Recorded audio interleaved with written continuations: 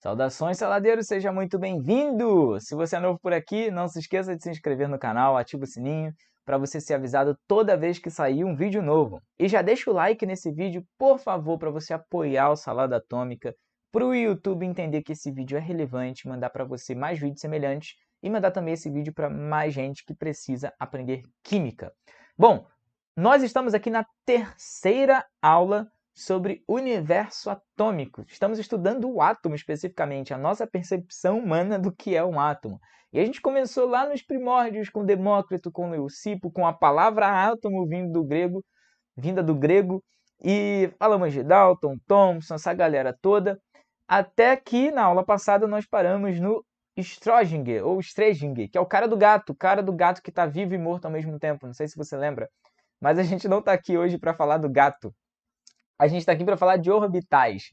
Se você precisa assistir isso desde o começo, então eu vou deixar um card aqui para você assistir pelo menos a aula 2, que vai te ajudar muito a entender onde a gente parou aqui agora. Mas se essa aula já vai tirar suas dúvidas, hoje a gente vai falar sobre coisas que permeiam a mente do estudante de química aí de uma maneira extremamente terrorosa. Então você pode ficar por aqui mesmo que certamente a gente vai te ajudar. Ou você pode assistir primeiro e depois voltar e assistir toda a playlist completa, porque você não vai gastar muito tempo da sua vida. Esses vídeos eles vão até 20, 30 minutos.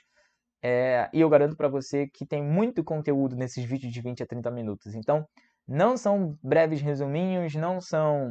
Claro que a gente tenta condensar o máximo que dá, porque estamos trabalhando aqui com a internet, com o YouTube e tudo mais. Não dá para colocar vídeos de 2, 3 horas, até porque ficaria extremamente cansativo.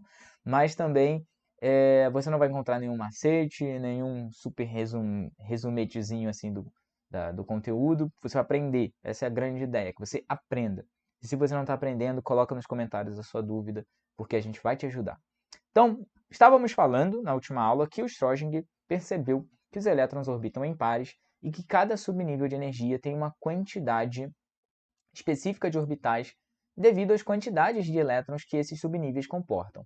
Então, se um subnível do tipo S comporta 2 elétrons, isso significa que ele tem 2 orbitais, já que os elétrons orbitam em pares. Se um subnível do tipo P comporta até 6 elétrons, então esse subnível possui 3 orbitais. Se um subnível do tipo D comporta 5 elétrons, comporta 10 elétrons, então ele terá 5 orbitais. E se um subnível do tipo F comporta 14 elétrons, significa que ele terá 7 orbitais. Sempre o número de orbitais é 1 para cada par de elétrons. E aí, pessoal, a forma como esses elétrons se organizam, ela foi descrita por dois caras importantíssimos, o Rand e o Wolfgang Pauli. Eu gosto de colocar o primeiro nome do Wolfgang, porque tem a galera que confunde o Pauli com o Pauling, que a gente vai ver daqui a pouco. Então são caras diferentes. O Rand, ele postulou a famosa regra de Rand, que eu coloquei aqui atrás de mim, que diz que quanto maior o número ou a quantidade de elétrons com spin paralelos em um orbital incompleto, menor será a energia. E eu vou te explicar o que isso significa. Gente, o spin é o giro, a orientação do giro do elétron naquele orbital. Se ele está para cá ou se ele está para cá. Como é tridimensional, né, isso daí pode variar de diversas formas diferentes. Mas spin é o sentido de rotação, como eu coloquei ali em cima, a orientação do elétron em um orbital. O que o Rand fala para a gente é o seguinte, ó, quanto maior o número de elétrons com spin paralelos, ou seja, girando para o mesmo lado, em um orbital incompleto, menor será a energia. Isso significa o seguinte, ó, vamos pensar aqui no subnível P, que tem 3 orbitais. Se esse subnível de um determinado átomo possuir 2 elétrons, existem duas possibilidades desses elétrons se organizarem. Ou eles se organizam assim, vamos botar outra cor aqui, o elétron. Ou eles se organizam assim, os dois em um mesmo orbital com spins diferentes, um para cada orientação, ou eles se organizam dessa maneira, um em cada orbital com spins paralelos, indo para a mesma direção.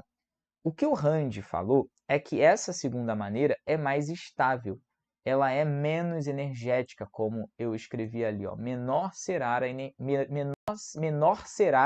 a energia se o número de elétrons com spins paralelos em orbitais incompletos for maior, que é o que está acontecendo aqui, ó. A gente tem orbitais incompletos, né, porque ficou um em cada e não dois em cada, e eles estão com spins paralelos. Então, isso é mais estável para o átomo. Porque vamos pensar que se existem mais orbitais para os elétrons se alocarem, eles vão se alocar nesses diversos orbitais ao invés de ficarem dois em um único orbital. Se tem espaço e eles se repelem, a tendência é que eles ocupem orbitais diferentes. E a segunda regra, o segundo postulado ali, importante para a gente entender a maneira como os elétrons se organizam, é o princípio de Pauli, que diz que os elétrons de um mesmo orbital possuem spins opostos. E aí acontece o seguinte, segundo a regra de Rand, se um orbital ou um subnível do tipo P de um determinado elétron possuir, de um determinado átomo, perdão, se um subnível do tipo P de um determinado átomo possuir 3 elétrons, a preferência é que esses 3 elétrons fiquem assim, um em cada orbital e desemparelhados, com os orbitais incompletos, porque isso é mais estável.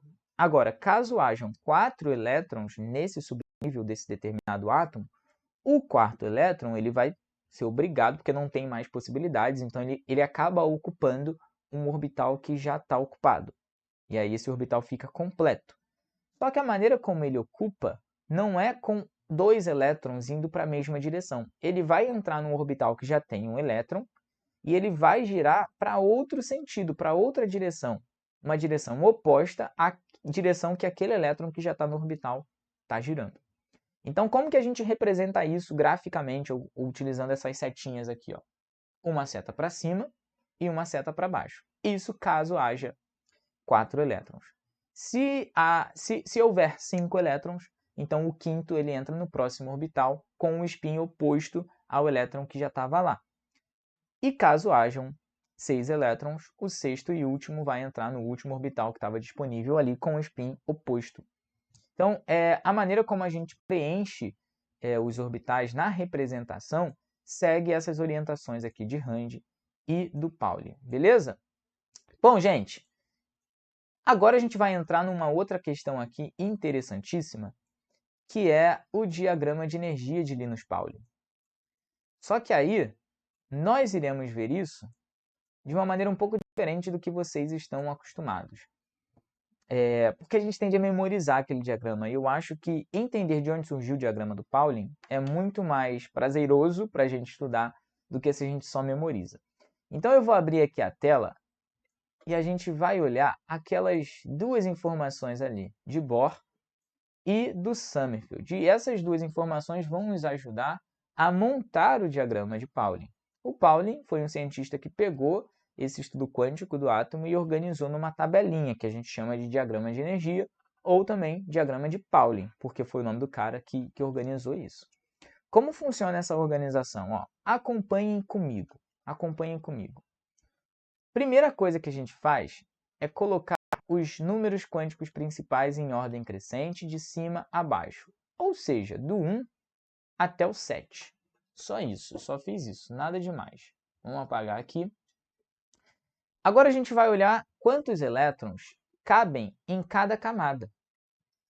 E depois de olhar quantos elétrons cabem em cada camada, a gente vai ver qual subnível essa camada possui, ou quais subníveis essa camada possui, para comportar essa quantidade de elétrons. Lembrando que o nível de energia dos subníveis é crescente para baixo. Deixa eu fazer uma linha reta aqui, gente. É crescente para baixo. E a tendência é sempre começar do menos energético para o mais energético, porque essa é a tendência de estabilidade da natureza. Não tem muita justificativa. Isso é observável, tá? Não é uma regra, é observável, é como é. E aí o seguinte, pessoal. Como eu já circulei ali, ó, a camada K, deixa eu apagar o círculo ali para não ficar confuso. Ela comporta 2 elétrons.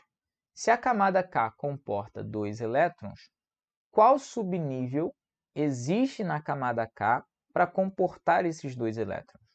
o subnível S, que é o de menor energia. Ah, você pode falar, mas Thiago, todos eles comportam 2 elétrons.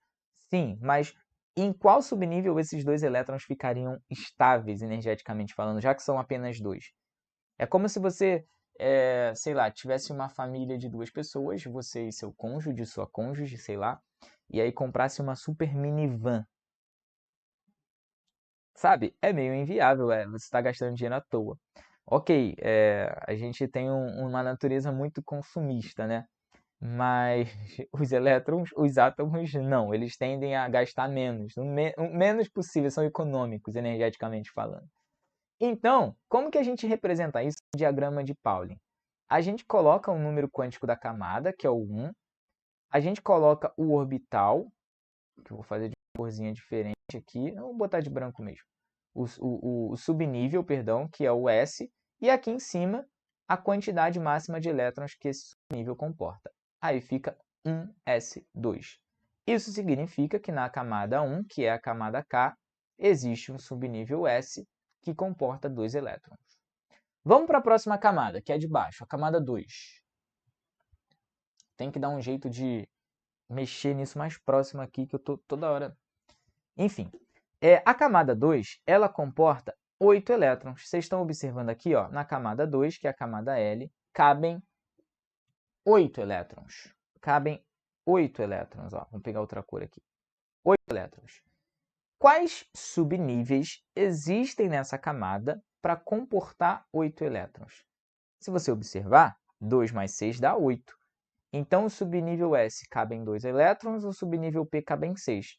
Se na camada 2, que é a camada L, existem ali 8 elétrons, ou ela comporta 8 elétrons, significa que nessa camada existe o subnível S, com uma quantidade máxima de 2 elétrons, e um subnível P, com uma quantidade máxima de 6 elétrons. E aí, como que a gente representa isso lá no diagrama do Pauling? Vamos colocar. Deixa eu apagar aqui. A gente vai colocar aqui, olha, 2s. Esse 2 não é a quantidade de orbitais, mas é a camada. Ele está representando a camada 2, então 2s. A quantidade máxima de elétrons desse subnível, que é 2. E aqui do lado, 2p, que está representando o subnível P da camada 2, com a quantidade máxima de elétrons, que é 6. Totalizando aqui em cima, então, 8 elétrons. Aí na camada 3, ó, cabem 18 elétrons, que é a camada M. Se cabem 18 elétrons, significa que na camada 3 existe o subnível S com 2 elétrons, o P que comporta 6 elétrons e o D que comporta 10 elétrons, totalizando aqui, ó, 18 elétrons. 18 elétrons na quantidade máxima da camada. E aí como que a gente representa isso no diagrama do Pauling? Vamos colocar lá. Aqui vai ficar 3s com o número máximo de elétrons, que é 2, 3p com o número máximo de elétrons, que é 6, 3d com o número máximo de elétrons, que é 10, e fecharam 18 elétrons ali na camada 3. Foi? Na camada N, que está logo ali do lado, que é a camada 4, cabem 32 elétrons. Eu não apaguei aqui, né? Dei mole. Mas, enfim, na camada... Deixa eu ver se eu consigo tirar. Na camada N, aqui, ó, cabem 32 elétrons. Vocês estão vendo? 32 elétrons. Então, é elétron pra caramba. Isso significa que essa camada ela terá os 4 subníveis. O S com 2, o P com 6, o D com 10 e o F com 14 elétrons. Porque se a gente somar 2 mais 6 mais 10 mais 14, é exatamente 32. Então, como a gente representa isso? Na camada 4 tem o subnível S, que comporta 2 elétrons. Na camada 4 tem também um subnível do tipo P, que comporta 6 elétrons. Na camada 4 tem um subnível também do tipo D, que comporta 10 elétrons. E na camada 4 tem também um subnível do tipo F, que comporta 14 elétrons. Pô, Thiago, já está ficando repetitivo. Eu sei, mas é que é muito importante para tu fixar como é que funciona isso, essa distribuição do Pauling. Senão fica uma coisa abstrata e você sempre fala, aquele negócio de 1s2, 2s2, né? Entenda o que cada coisa significa. Cada número, cada letra que tem um significado. E aí vamos para a próxima camada. A gente estava na 4, agora a gente vai para a camada 5. E na camada 5 também cabem 32 elétrons. A mesma quantidade de elétrons da camada 4. O que significa que a camada 5 terá os mesmos subníveis que a camada 4. Todos eles. O 5s, o 5p. O meu número 5 é meio feio, né? O 5d. É porque eu estou escrevendo rápido. E o 5f.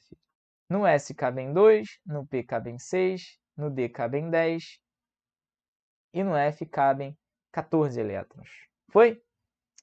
Bom, gente, na camada P, que é a camada 6, cabem 18. Lembra que eu expliquei lá na aula anterior que vai diminuindo? Então, cabem apenas 18 elétrons. Deixa eu ver se eu consigo chegar para cá assim. Cabem 18 elétrons na camada 6, que é a camada P.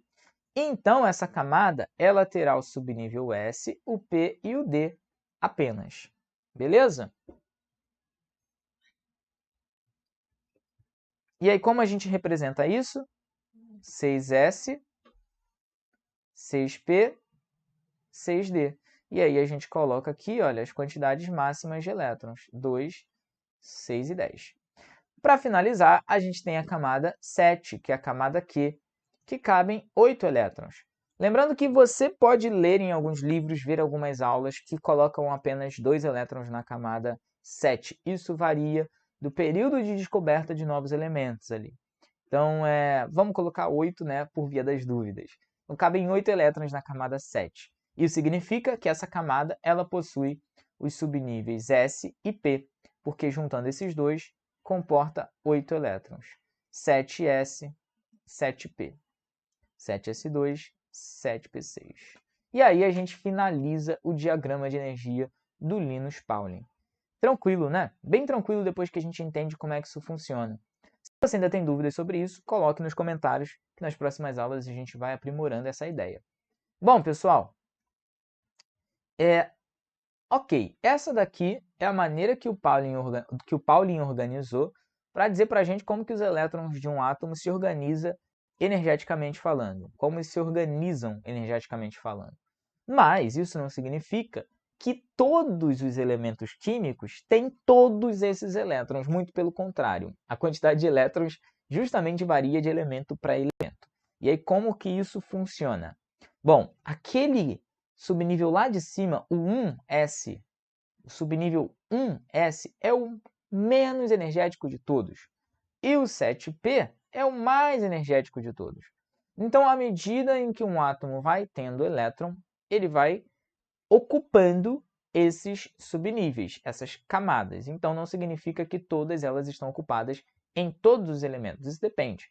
Exemplo, tem aqui embaixo exemplo. O cara mais simples da tabela periódica, o hidrogênio. O hidrogênio só tem um elétron. O número atômico dele na tabela periódica é 1. Isso significa que no estado que a gente chama de estado fundamental, que é quando o número de prótons é igual ao número de elétrons, ele tem um próton e um elétron, beleza? Não tem como o hidrogênio ter mais de um próton, senão ele vira outro elemento. Então, o número de prótons, como a gente já viu em aulas anteriores também, indica a identidade do elemento. Então, o hidrogênio, ele só é hidrogênio porque ele tem um próton. Se ele não tiver um próton, ele não é hidrogênio. Então, como que a gente representaria a organização dos elétrons, ou do elétron, desse hidrogênio? Como que a gente organizaria isso em distribuição eletrônica? Ó, esse único elétron do hidrogênio, ele está na camada 1 e no subnível S. Como é um único elétron, então a gente representa aqui um S1. Beleza? Ah, Thiago, mas não é um S2?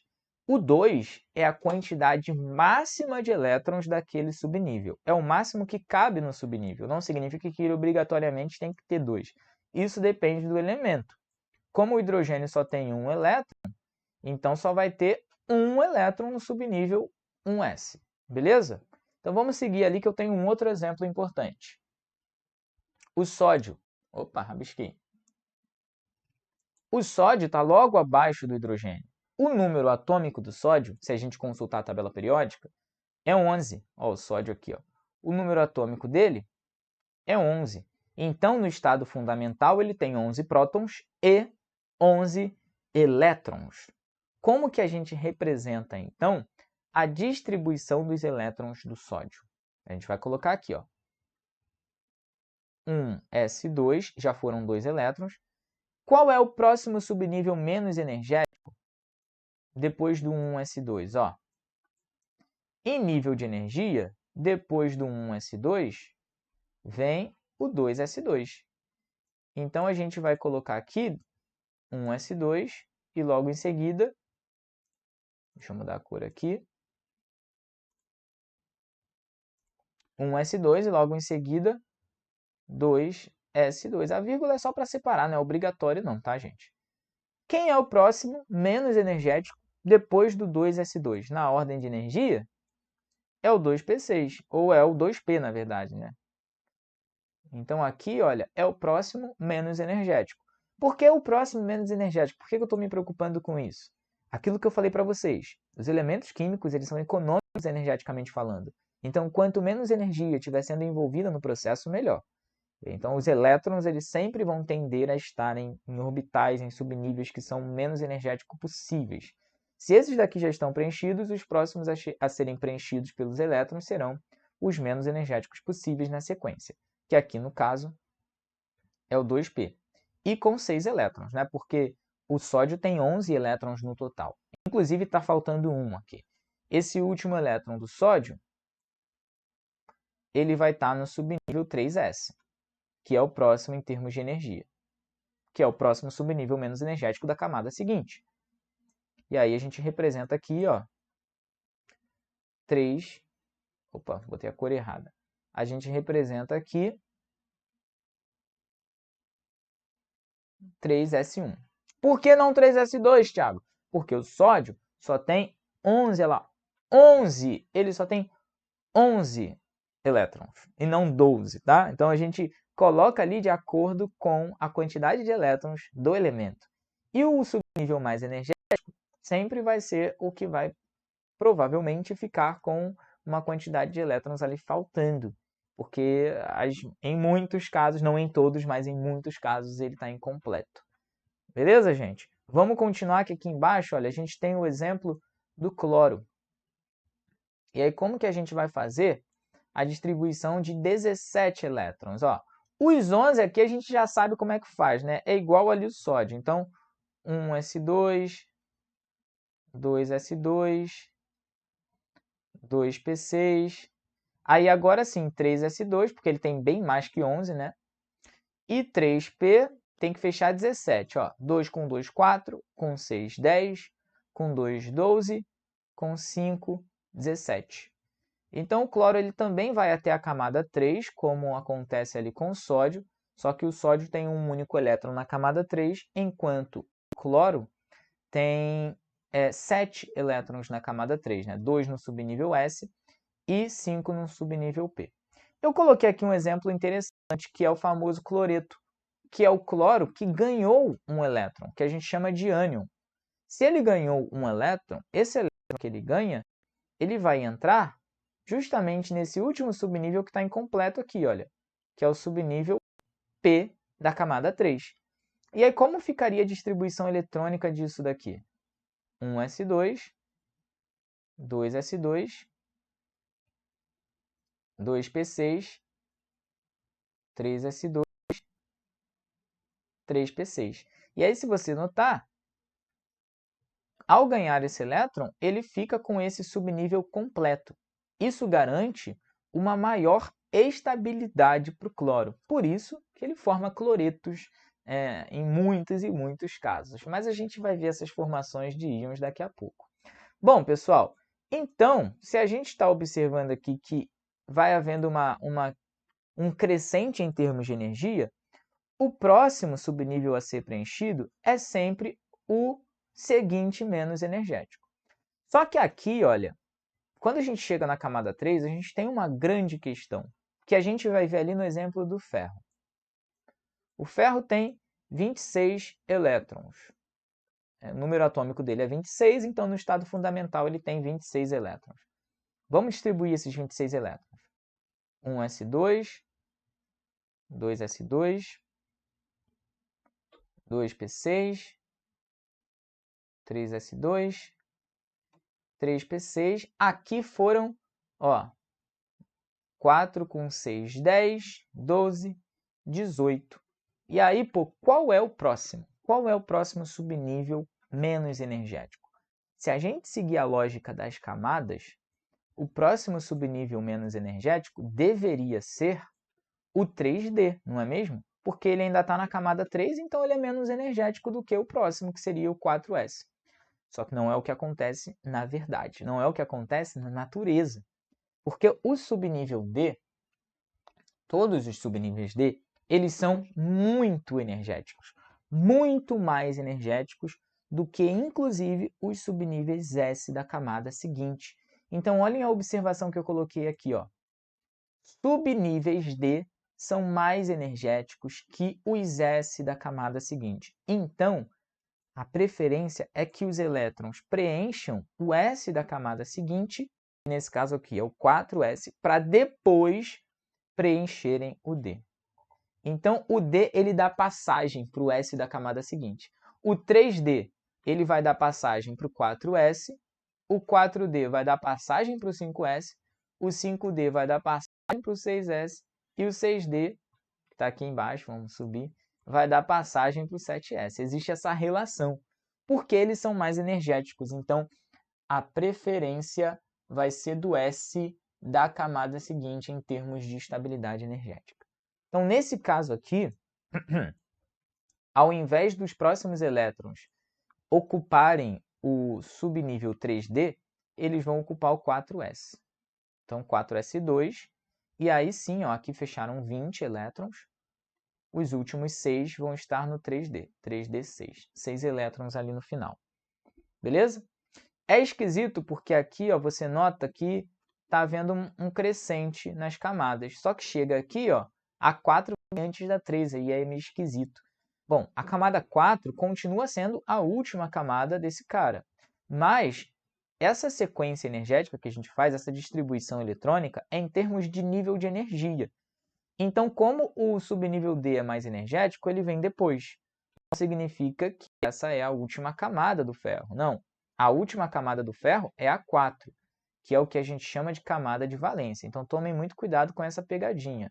Camada de valência. O subnível D, ele é o mais energético, o 3D, mas não é a camada de valência. Então, vamos tomar cuidado com isso daí. Aqui é o mais energético. Vamos deixar assim, mais energético. Beleza, pessoal? Bom, vamos ficar por aqui. Na próxima aula a gente vai ver como é que funciona a formação de cátions e ânions de uma maneira bem mais completa, dando sequência a esse estudo de distribuição eletrônica. E aí eu tenho certeza que você vai aprimorar bem mais sobre o teu conhecimento sobre isso daqui. Se você tem amigos que também têm dúvidas sobre isso, mandem os vídeos para eles, que eu tenho certeza que vai ajudar bastante. É um presentão você fornecer esse tipo de informação para a galera. Os nossos vídeos, eles têm em média 20 e 30 minutos. Às vezes você pode achar um pouco extensos em relação a outros conteúdos, a outros canais do YouTube, mas eu tenho certeza que eu preparo isso daqui com o maior carinho e com a maior complexidade para que você entenda. Se você ainda tem dúvidas, deixe nos comentários para a gente esclarecer nas próximas aulas, tá bom? Um abraço se você ficou até aqui. Não se esqueça de deixar o like no vídeo, se inscreva no canal e ative o sininho. Até a próxima. Valeu!